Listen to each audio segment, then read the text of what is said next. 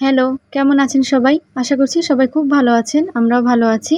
শুক্রবারের ছুটির দিনটা আমরা কিভাবে কাটিয়েছি তারই কিছু অংশ আপনাদের সাথে শেয়ার করছি। সকালে আমি তুলসী গাছটাকে রোদে দিয়ে এসেছি ছাদে। আর এরপরে নাস্তায় রেখেছিলাম পোলাও চালের ঝরঝরা খিচুড়ি। এরপরে নাস্তা শেষ করে আমি বাসনগুলো ক্লিন করে নিচ্ছিলাম। আর বৃষ্টি হলে সবচাইতে বড় একটা চিন্তার কাজ হচ্ছে কাপড় শুকানো।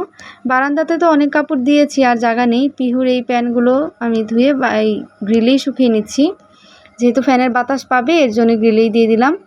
আর এরপরে দুপুরে রান্নায় চলে আসছি। দুপুরে আজকে খাসির মাংস রান্না করব। এর জন্যে আলুগুলোকে আগে কেটে আমি হলুদ আর লবণ দিয়ে মাখিয়ে ভেজে নিচ্ছিলাম। আর পাশের একটি চুলাতে হাঁড়ি বসিয়ে এতে তেল দিয়ে দিয়েছি। তেলের পরে ফোড়নে দিব হচ্ছে তেজপাতা, গরম মশলা আর জিরেটা একটু পুড়ে যাওয়ার পরে দিয়ে দেবো পেঁয়াজটাকে ভাজা ভাজা করে আমি এখানে আদা রসুনের পেস্ট দিয়ে দিচ্ছি।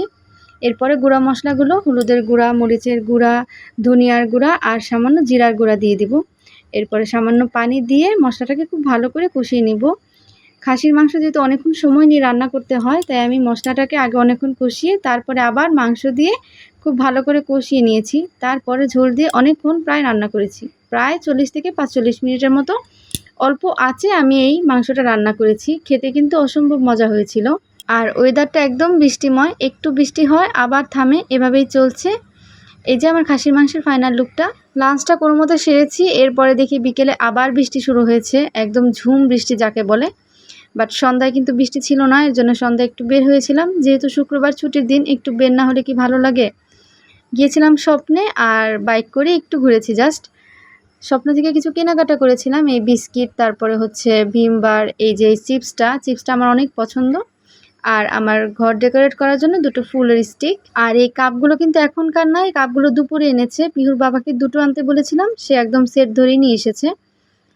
আর ঘর সাজাতে কার ভালো না লাগে বলেন তো। এই যে আমি এই ফ্লাওয়ারটাকে সরিয়ে নতুন ফ্লাওয়ারটা দিয়ে দিচ্ছি। দেখতে কিন্তু ভালো লাগছে, তবে আমার মনে হচ্ছে একটু ছোট হলে ভালো হতো।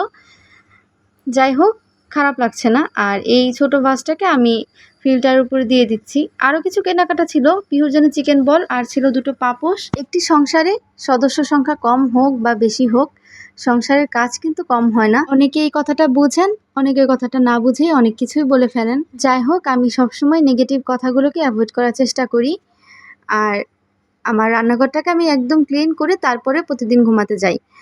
যেহেতু পিহুর বাবা হাতে করে কাপগুলো নিয়ে এসেছেন, ভাবলাম তাকে একটু কফি করে দিই। এর জন্যই তাকে রাত 11টার দিকে কফি করে দিচ্ছিলাম।